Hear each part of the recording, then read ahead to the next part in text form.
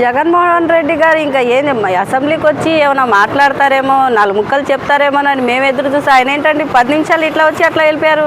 మామూలుగా ఆయన వచ్చి ఏదో హాజరేసుకొని సంతకం పెట్టి వెళ్ళిపోయినట్టుంది, కానీ నాకైతే ప్రజల సమస్యల మీద ఏదైనా సందేశం ఇస్తున్నట్టు ఏం కనపడట్లేదండి.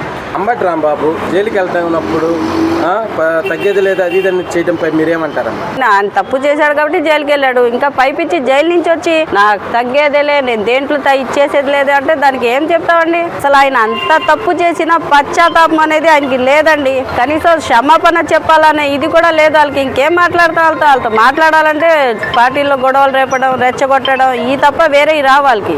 ఆయన సారీ చెప్పాడు, కావాలని అరెస్ట్ చేశారు అది ఇది అని అన్నారుగా.